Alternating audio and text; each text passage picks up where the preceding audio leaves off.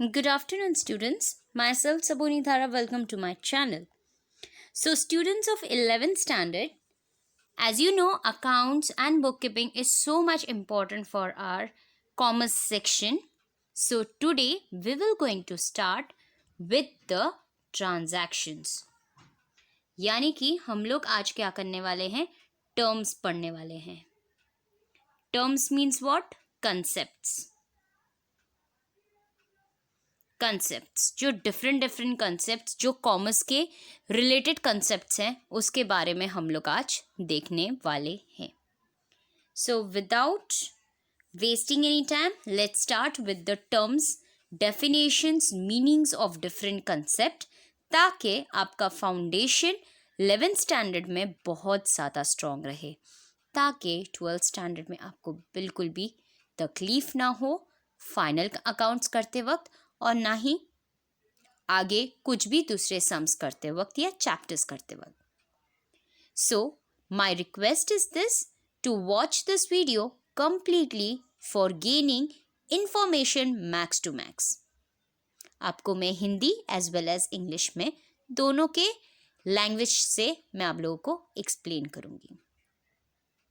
So please stay with me till the end of this video clip. So now the very first term and concept of commerce is transactions. So students, transactions का मतलब क्या होता है? जैसे कि last videos में मैंने आप लोगों को बताया था, ट्रांजैक्शंस का मतलब क्या होता है? Transactions means what? Okay, so transactions का मतलब मैंने ये बताया था that if someone is selling the goods, okay, sales the goods, in return उनको क्या मिलेगा? पैसे मिलेंगे, दैट इज मनी. इसीलिए तो वो सेल आउट कर रहा है, नहीं तो नहीं करेगा. और मनी जो मिल रहा है उसमें से प्रॉफिट तो होना ही है. बहुत ही कम ऐसा होता है कि बिजनेसमैन अपने प्रॉफिट के बारे में नहीं सोचते, लेकिन प्रॉफिट होना बहुत ज़रूरी है, नहीं तो बिजनेस नहीं कहलाएगा. बिजनेस रन कैसे होगा विदाउट प्रॉफिट से? सो स्टूडेंट्स, ये जानना आप लोगों को बहुत ज़रूरी है कि ट्रांजैक्शंस का मतलब क्या होता है. Transactions means exchange of goods and services between two persons और पार्टी फॉर मनी और money's worth is called transaction. So what is it says? Transaction का एक्चुअल मीनिंग क्या है? It is nothing but exchange of the goods and the services between two persons और two parties for the money and for the money's worth is called as what? Transactions. So transactions का मतलब क्या होता है? Transactions का मतलब है कि हम लोग goods नहीं तो services exchange करते हैं. Okay, so जैसे कि in the last lecture we have got it about the transactions type, that is monetary transactions and non-monetary transactions.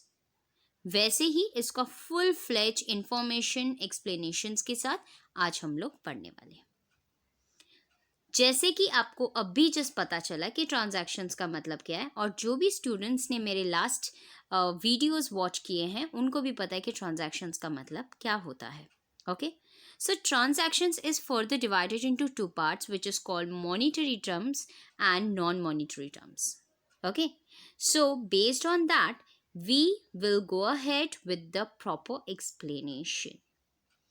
Monetary transactions.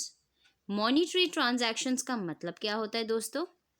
The transactions which involves an exchange of money or money's worth directly or indirectly is called as what? Monetary transactions. Monetary transactions उसको बोलते हैं जो money और money's worth को किया जाता है उसके. Only monetary transactions are recorded in the books of account. और सिर्फ जो मनी के रिलेटेड है ट्रांजैक्शंस, वही ट्रांजैक्शंस को रिकॉर्ड किया जाता है. Monetary transactions is further divided into two parts which is called as cash transactions and credit transactions. मैंने लास्ट वीडियो में बताया था, वीडियो लेक्चर में बताया था, कैश ट्रांजैक्शंस उसको बोला जाता है जिसको सिर्फ और सिर्फ transactions which is based on cash, only and only cash, not with any other considerations, and which have to be immediately payment. जैसे फॉर एग्जाम्पल, इसका एग्जाम्पल जैसे 10 रुपए का Kurkure. And on the other hand if I am talking about कि अगर मैंने कुछ books खरीदे, सोचो 6 बुक्स, नोटबुक्स मैंने खरीदे, मेरे टीचर ने बोला है that you need to complete books, तो उसके वजह से मैंने 6 बुक्स खरीदे, क्योंकि बुक्स तो लगते ही हैं स्टूडेंट्स को. सोचो मैं एक स्टूडेंट हूँ एंड आई नीड बुक्स, तो मैंने आधा डजन बुक खरीदा. एंड आप लोग पेमेंट, अभी तो बहुत सारे माशाल्लाह ट्रांजैक्शंस अलग अलग टाइप के होते हैं, ऑनलाइन, गूगल पे, फ़ोन पे एंड बहुत सारे, लेकिन वो सारी चीज़ों को कैश ट्रांजैक्शंस में नहीं डाला जाता है. Okay, so cash transaction is something which is exchange of clearly with the rokda in local language if I am talking about. So cash transactions का मतलब क्या होता है? सिर्फ और सिर्फ कैश. Business transactions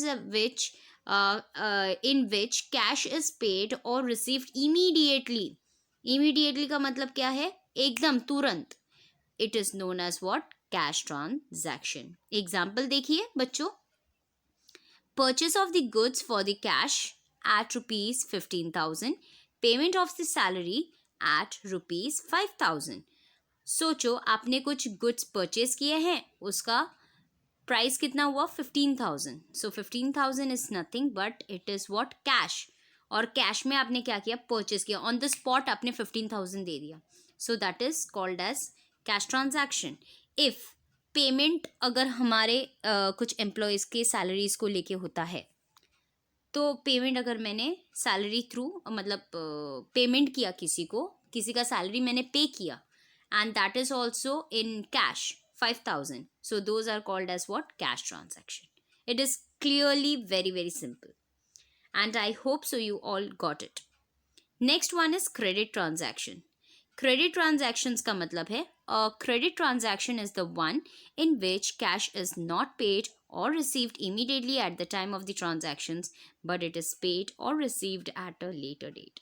यानी कि यहाँ पे इमीडिएटली होता है. प्लीज अंडरलाइन दिस, जिसके पास भी बुक्स हैं. ओके, एंड प्लीज अच्छी तरह से याद रखो कि क्रेडिट ट्रांजैक्शंस किसको बोलते हैं? जो इमीडिएटली पे नहीं करते हैं, नहीं को नॉट बोला जाता है बच्चों.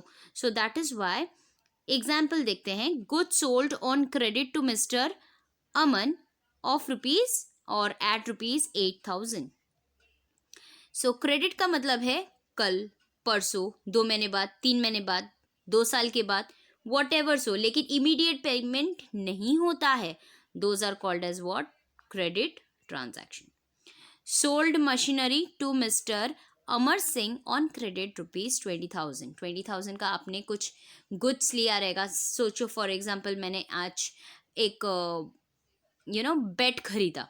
ओके, जहाँ पे हम लोग मैट्रेस डाल के सो सकते. Okay, and that is of wood but that cost around 25,000. मुझे एकदम प्रॉपर एंड अच्छा वाला वुड वाला बेड चाहिए. हाँ, सो इसका पेमेंट मैं कैसे करूँगी? मैंने सामने वाले को 5,000 इमीडिएटली कैश दे दिया, और जो 20,000 है वो मैं उनको क्रेडिट में दूंगी, यानी कि फ्यूचर डेट आफ्टर डिलीवरी करने के बाद.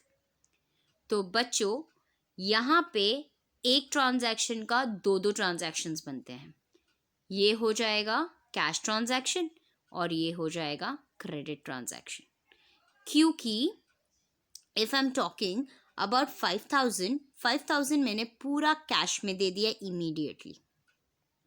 ऑन दी अदर हैंड 20,000 जो है वो मैं फ्यूचर डेट में देने वाली हूँ, जब भी मेरा डिलीवरी होगा बेड का घर पे. Okay, so that is why this is the best example where I can show you that दोनों भी हो सकते हैं कभी कभी बिजनेस में, या कोई बिजनेस ऐसे भी रहते हैं जो क्रेडिट में ही चलता है, और कोई बिजनेस ऐसे होते हैं जो कैश में ही चलता है. कैश में चलने वाली बिजनेस बहुत ही छोटे बिजनेसेस होते हैं या माने जाते हैं।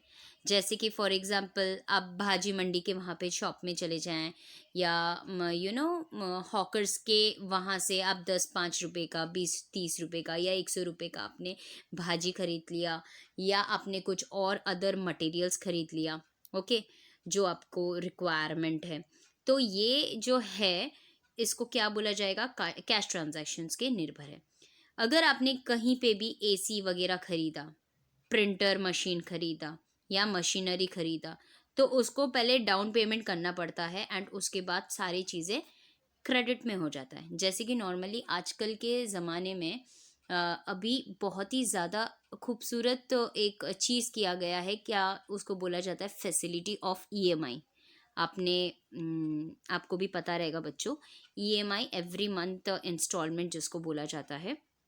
इसका मतलब ये है कि अगर आपने एसी अपने घर पे लगवाए है, ठीक है, and if you want to get little bit luxurious life, okay, from your middle class, तो जिनको नहीं उतना होता है, एबिलिटी नहीं है पे ऑफ करने का एक साथ में, एक शॉट में, और सोचो कि वो एसी का 40,000 प्राइस है, ओके, तो मोस्ट प्रोबेबली क्या होता है कि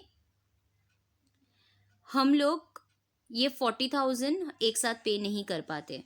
तो कुछ कुछ इंसान क्या करते हैं, वो 5,000 डाउन पेमेंट देते हैं, ओके, एंड बाकी का जो 35,000 है वो इंस्टॉलमेंट पर मंथ के हिसाब से ले लिया जाता है, विद इंटरेस्ट और विद एनी अदर कंडीशंस के साथ, ठीक है। सो इससे क्या होता है कि जो लोग हैं वो चीज़ या फैसिलिटीज़ का उपयोग उन लोग भी कर सकते हैं, even they want to raise their standard of living. तो ईएमआई जो है, that is every month instalment से वो कम हो जाता है। जैसे कि मैंने अब भी जस्ट बोला कि 35,000 का जो इंस्टॉलमेंट रहेगा वो 2 साल के लिए रह सकता है, 1.5 साल के लिए रह सकता है, 1 साल के लिए भी रह सकता है। डिपेंड करता है पार्टीज़ के ऊपर, डिपेंड करता है कस्टमर्स के ऊपर और उसके प्रेफरेंसेस के ऊपर। So these all are really very different and it is all related with each other. So कभी कभी ट्रांजैक्शंस, ये दोनों ट्रांजैक्शंस के साथ भी होता है। आगे बढ़ते हैं बच्चों, that is non monetary transactions. So non monetary transactions means what, the transactions which does not involves any exchange of money or money's worth directly or indirectly, it is known as what, non-monetary transactions. An exchange of one thing against the another thing is called as what, barter transaction. जैसे कि last video में मैंने अपना एक experience share किया था, that is of barter system के बहुत सारे एग्जांपल्स मैंने दिए थे जो हमारे पूर्वज यानी कि एंसेस्टर्स करते थे, एंसेस्टर्स के भी एंसेस्टर्स करते थे। बहुत पुराना एक्सचेंज था which was known as barter system. आपको पता ही रहेगा, ये अपने हिस्ट्री में पढ़ा रहेगा। So barter system is something different, like instead of goods you are taking goods. मेरे पास राइस है and if I want cow, तो जिनको चाहिए राइस मैं उसको दूंगी और बदले में वो मुझे काऊ देगा। लेकिन बाद में बहुत सारे डीमेरिट्स होने की वजह से, डिसएडवांटेजेस होने की वजह से हमारा मेजरमेंट आंखों के सामने आता गया और हम लोग और भी डेवलप करते गए अपने माइंडसेट को। ओके, सो इतने इंटेलिजेंसेस हम लोग का हो गए हैं अभी कि हम लोग मेजरमेंट करना सीख गए हैं, जो कि पहले it was not possible at all. So measurement का मतलब क्या होता है, मेजरिंग करना, units, units means like kilometers, meters, then कितनी मिलीलीटर है, लीटर्स है, ये सारे जो मेजरमेंट्स हैं, ये सारी चीज़ें हम लोगों को अभी पता चल गया and based on that we are taking the money according to that. Okay, जैसे 100 ग्राम्स पे इतना, 500 ग्राम्स पे इतना पैसे हम लोग चार्ज करते हैं, दुकानदार हमसे चार्ज करता है, correct.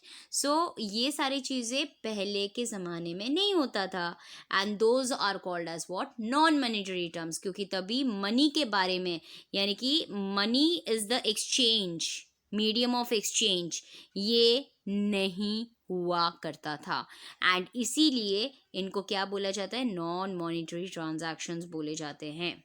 Okay, so I hope so students आपको ये इतना तक समझ में आया है.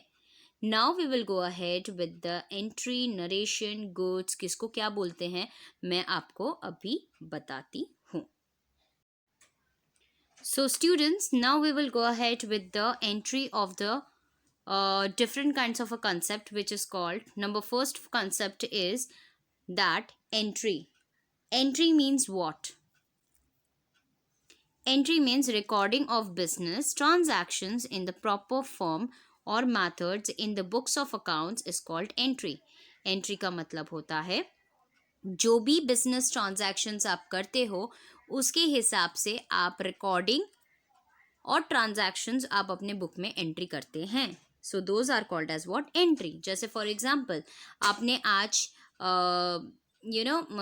10 लीटर्स ऑफ ऑयल बेचा, ठीक है. सो ऑयल का आपने 10 लीटर्स जो बेचा है तो आप उसका रुपीज लिखेंगे whatsoever it is, and then you will keep according to the date wise transactions. So date wise transactions करना बहुत ज़्यादा ज़रूरी है.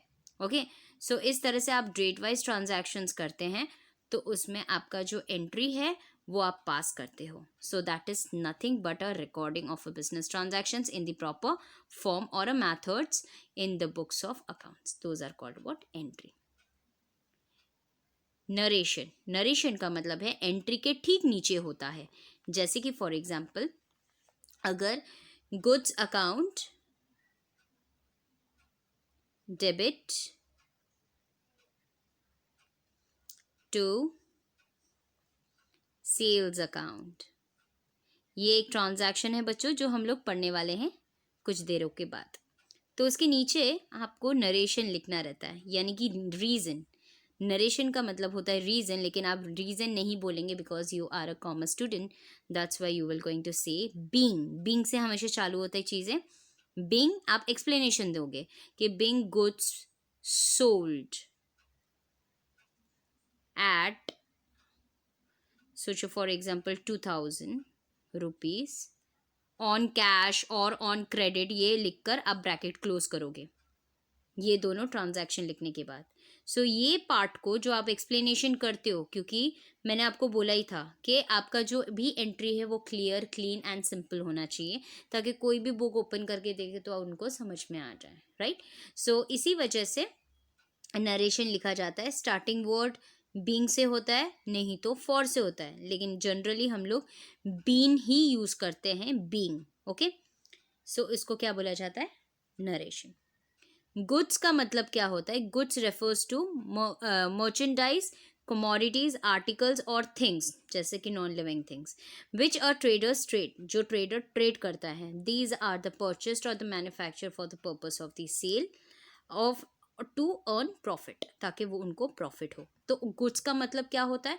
गुड्स में फर्नीचर भी आ सकता है, गुड्स में मशीनरी भी आ सकता है, गुड्स में कोई भी कमोडिटीज़ हो सकते हैं, प्रॉपर्टीज़ हो सकते हैं, प्रोडक्ट हो सकता है, सर्विसेज भी हो सकते हैं. लेकिन सर्विसेज को सर्विसेज ही बोला जाता है because it is an intangible. Services दिखते नहीं है, गुड्स दिखते हैं. गुड्स को आप टच कर सकते हो, ओके, उसको देख सकते हो. You can see from your eyes, you can see, okay, from your eyes.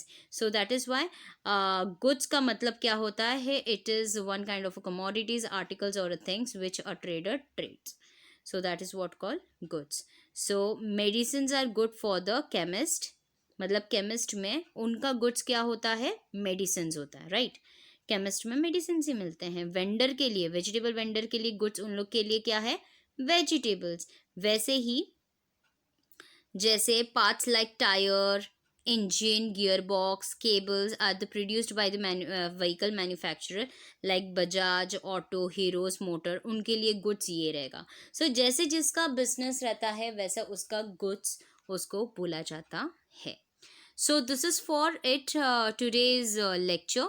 So students, I guess you all got the knowledge about the things के किसको क्या बोला जाता है एंड डिटेल इन्फॉर्मेशन आपको ट्रांजैक्शन के बारे में, मनी ट्रांजैक्शन के बारे में, नॉन मॉनिटरी ट्रांजैक्शंस के बारे में, एंट्री, नरेशन एंड गुड्स के बारे में with some of the examples के साथ आपको समझ में आया रहेगा. In the coming lectures I will definitely going to show you more new terms which is very very important for us. आज के लिए इतना ही कंप्लीट करते हैं, क्योंकि आपको एक साथ पढ़ाने का कोई भी मुझे मतलब नहीं होता है अगर आप याद नहीं रख पाते हो, क्योंकि ये सारे टर्म्स बहुत नए हैं। सो ये बहुत ज़रूरी है बच्चों आप सबके लिए कि आप सिस्टमैटिकली आप जाके आके पढ़ो। सो आज थोड़ा थोड़ा करके मैंने दिखाया है और अच्छी तरह से दिखाया है। Thank you so much for watching my video students, and also do share my videos with your friends and with all those friends who are in need of it, जिनको ट्यूशन्स जो नहीं जाते, जो घर पे बैठ के पढ़ते हैं, जो गरीब हैं, जो भी तुम्हारे फ्रेंड्स हैं, उनको आप वीडियो शेयर कीजिए ताकि उनको थोड़ा बहुत नॉलेज हो जाए and they can concentrate in the studies very well, and they can also make the foundation very very strong. So ऐसे करने से आप एक किसी और को मदद कर रहे हो, एंड फिनेंशियली आज आप मदद कर रहे हो तो फिनेंशियली वो कल स्ट्रॉन्ग हो सकता है after getting that degree. So that is why it's my just one kind of a request कि जितना होता है आप स्प्रेड कीजिए मेरी टीचिंग को, ताकि बहुत सारे जन उनका सदुपयोग कर सके। Okay, so thank you so much students for listening me and for watching my videos. Thanks for being so patient with me. Have a great day. Take care of yourself and your families and your near and dear ones. Please don't forget to wear your mask properly and keep a distance. Bye bye. Take care.